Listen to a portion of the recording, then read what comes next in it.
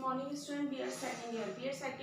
Second year में आपका जो टॉपिक चल रहा था वो चल रहा था पैडागोजी ऑफ इकोनॉमिक्स में अर्थशास्त्र शिक्षण के शिक्षण सूत्र।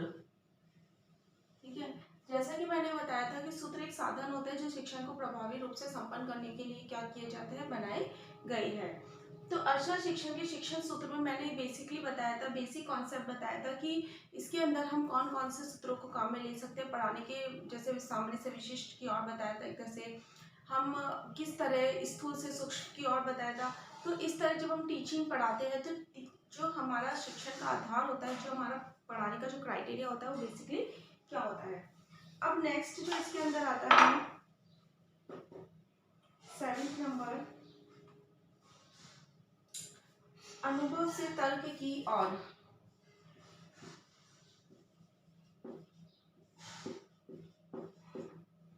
अनुभव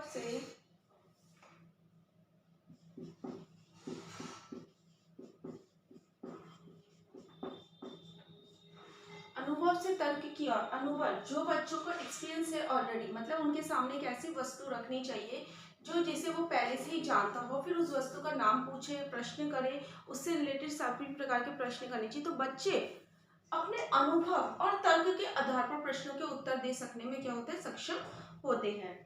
फिर नेक्स्ट आता है इसके अंदर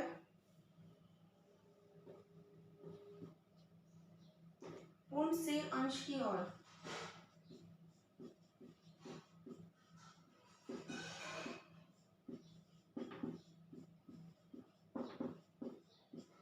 बेसिकली देखा गया है कि पहले बच्चों को जब हम टीचिंग करवाते हैं तो हम उसके टॉपिक के बारे में पहले उसको क्लियर कर देते हैं, ठीक है, कि ये क्या है और आपको मैं क्या मतलब इससे रिलेटेड क्या बातें बताएंगे, जो भी वो पहले से क्लियर हो जाता है। मतलब जो कंटेंट होता है वो पूरा का पूरा क्लियर करने के बाद उसके खंडों को विभाजित करती है। जैसे आपको पता है इकाई योजना में क्या करता है कि पाठ होता है, पाठ को छोटे छोटे खंडों में विभाजित किया जाता है। तो वही चीज इसमें आती है पूर्ण से अंश की ओर, कि पहले पूरी इकाई का अध्ययन करवाया जाता है, अध्ययन इन द सेंस उसका कॉन्सेप्ट क्लियर कर दिया जाता है और उसके बाद उसके अंश की ओर ले जाया जाता है, उसके छोटे छोटे भागों की तरफ ले जाया जाता है। जैसे एक हवाई जहाज का एग्जाम्पल देती हूँ कि बच्चों को हवाई जहाज के बारे में बताना है, तो हवाई जहाज पहले बच्चों को हवाई जहाज का कम्प्लीटली कॉन्सेप्ट क्लियर कर दिया, उसके बाद उसके अंदर लगने वाले जो छोटे छोटे मशीनों के पुर्जे होते हैं उसके बारे में हम क्या करेंगे, अध्ययन करवाएंगे। तो यही क्या होता है पूर्ण से अंश की ओर, कि पहले बच्चों को जो उनको पूरी की पूरा कॉन्सेप्ट क्लियर करते हुए क्या करना है, छोटे छोटे भागों की तरफ खींच के लेके आना है। फिर नेक्स्ट आता है अनिश्चित से निश्चित की ओर।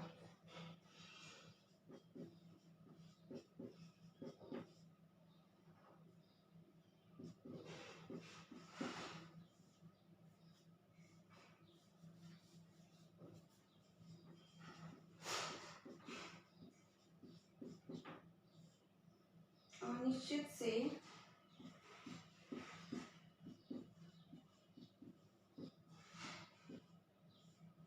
निश्चित की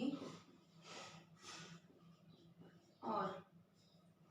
अनिश्चित से निश्चित की ओर हम देखते हैं कि बच्चा जो भी अध्ययन करता है वो सबसे पहले अस्पष्ट रूप से होता है, मतलब बच्चों को उसके बारे में पता नहीं होता। तो इसमें ये बताया गया है कि हम जब भी शिक्षण कार्य करवाए तो हम बच्चों को उनको जो बातें अस्पष्ट रूप से आई है, मतलब जो जिन जिन समस्याओं में जटिलता है, तो जो जटिल समस्या उनके सामने है इसका मतलब वो समस्या उनके लिए अनिश्चित है, अस्पष्ट है, तो उसको स्पष्ट करते हुए हमें क्या करना चाहिए, टीचिंग करवाना चाहिए। अगर हम ऐसा करते हैं तो बच्चे क्या करते हैं, उसमें क्या करते हैं, इंटरेस्ट लेते हैं। वो इंटरेस्ट इसलिए लेते हैं क्योंकि उन्हें पता है उनके लिए वो चीज़ क्या है, अस्पष्ट है, मतलब उन्हें वो चीज़ नहीं पता, नहीं समझ में आती। तो बच्चों को हमेशा हमेशा हमें क्या करना चाहिए कि जब भी पाठ्य विषयों में छात्रों में जो मस्तिष्क में अनिश्चित और अस्पष्ट बातें हैं तो उनको स्पष्टता की ओर लेके जाएंगे, तो बच्चे क्या करेंगे, अपने ज्ञान, उनका ज्ञान क्या हो जाएगा, स्थायी रूप से परिपक्व हो जाएगा। मतलब वो जिस ज्ञान को अर्जित करना चाहते हैं वो पूरी की पूरी तरीके से क्या हो जाएगा, उनके अस्थायी रूप से ग्रहण कर सकेंगे। फिर नेक्स्ट आता है इसमें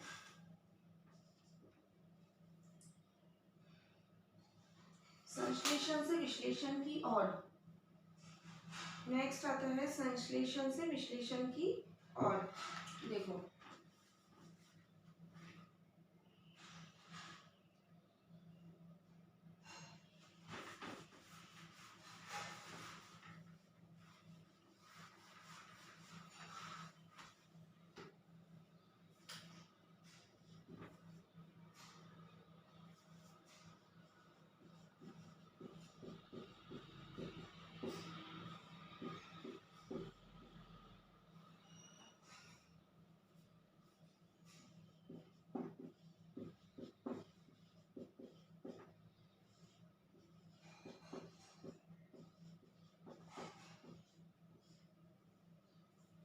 विश्लेषण से संश्लेषण की ओर।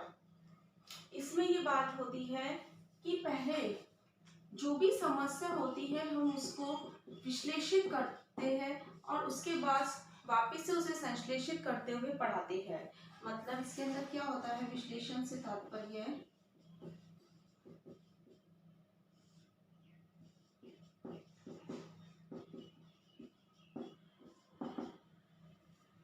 किसी समस्या को छोटे छोटे अंशों में विभाजित करने से है।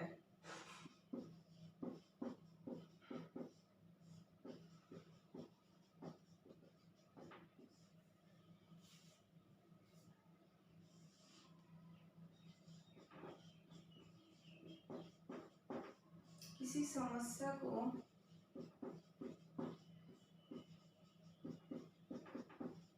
छोटे छोटे भागों में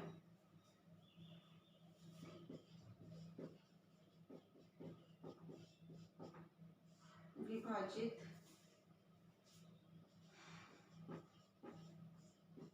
करने से है। ठीक है, भागों में विभाजित करने से है मतलब कराने से है।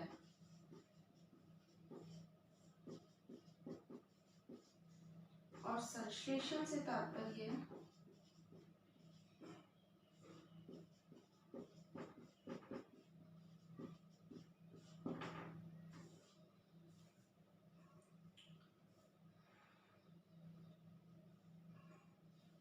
जोड़ने या मिश्रण से है।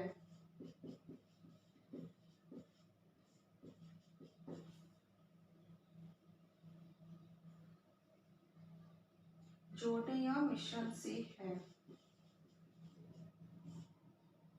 जोड़ने या मिश्रण। देखो मैंने बोला है कोई समस्या हमारे सामने आती है तो हम पहले उसे छोटे छोटे भागों में विभाजित कर देते हैं और उसके बाद उस चीज को जोड़ देते हैं। वही क्या कहलाता है, विश्लेषण से संश्लेषण की ओर कहलाता है। इसमें ये माना जाता है कि जैसे हमें उत्पादन के विभिन्न साधनों के बारे में बच्चों को अध्ययन कराना है तो उत्पादन के जो साधन होते हैं पहले उसके बारे में बच्चों को बताएंगे और फिर साधनों को विभिन्न प्रकार के खंडों में विभाजित करते हुए, मतलब उत्पादन के जो साधन होते हैं उन्हें विभिन्न प्रकार के खंडों में विभाजित करते हुए हम क्या करेंगे, अध्ययन करवाएंगे। तो यही क्या माना जाता है कि बच्चों को पहले उनके टुकड़े कर दो, छोटे छोटे भागों में बांट दो, जिससे वो क्या, जैसे मिट्टी का कटाव है तो मिट्टी के कटाव को अलग अलग छोटे छोटे भागों में बांट दो कि जो मिट्टी होती है हर टाइप की मिट्टी का कटाव किस प्रकार होता है। तो ये चीज क्या मानी जाती है, विश्लेषण से संश्लेषण की ओर मानी जाती है। फिर नेक्स्ट आता है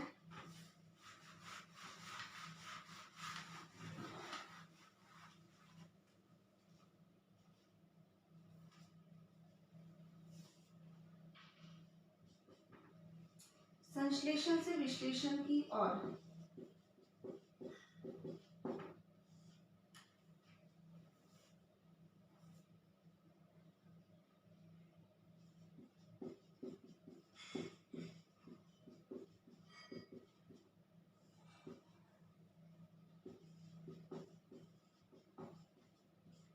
ये जो विधि है वो विश्लेषण से संश्लेषण से बिल्कुल विपरीत विधि है।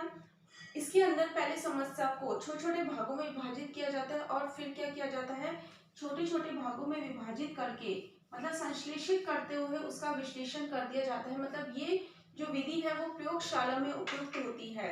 उसमें हमारे सामने जो भी कंटेंट होते हैं, उस बिखरे हुए जो कंटेंट होते हैं, हम उसको पूरा एक प्रयोग के द्वारा क्या कर देते हैं, समेट लेते हैं। तो ये क्या होती है, हमारी संश्लेषण से विश्लेषण की ओर होती है। एग्जाम्पल देखो, इसके अंदर एग्जाम्पल में हम क्या करते हैं,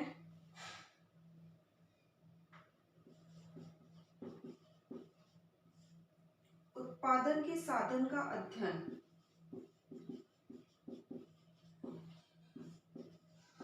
उत्पादन के साधन का अध्ययन हमें विद्यार्थी को बताना है।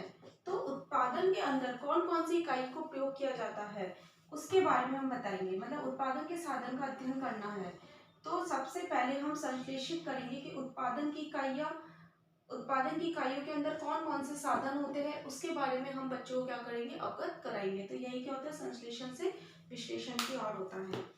फिर नेक्स्ट इसके अंदर आता है सामान्य से विशिष्ट की ओर।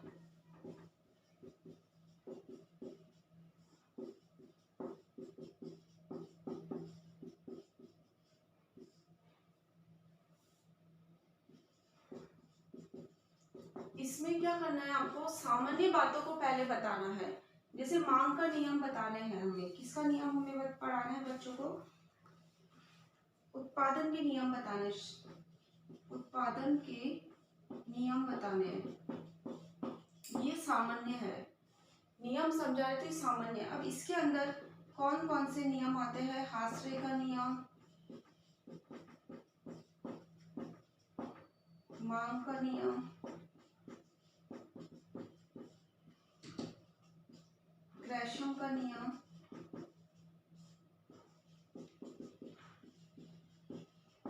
इस तरह बच्चों से, मतलब पहले सामान्य चीज है उत्पादन का नियम और उसको विशिष्टता की ओर लेके जाएंगे। ये आपके क्या थे, शिक्षण सूत्र थे। अब आपका होमवर्क है,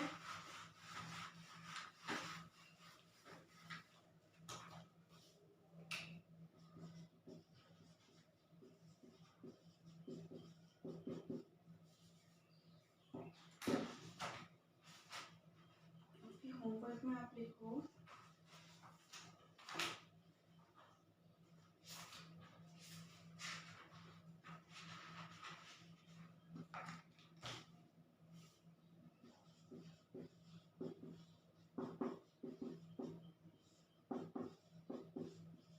अर्थशास्त्र शिक्षण के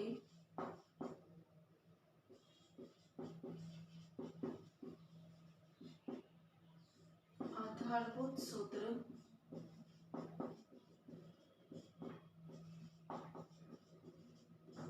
कौन कौन से है। अर्थशास्त्र शिक्षण के आधारभूत सूत्र कौन कौन से हैं, ये आपको करके लेके आना है। ये आपका कभी कभी क्वेश्चन आपका सेकेंड ईयर में पूछा भी जाता है, इसलिए मैंने आपको रिकॉल कराया है। घर पे रहिए, सुरक्षित रहिए। Thank you.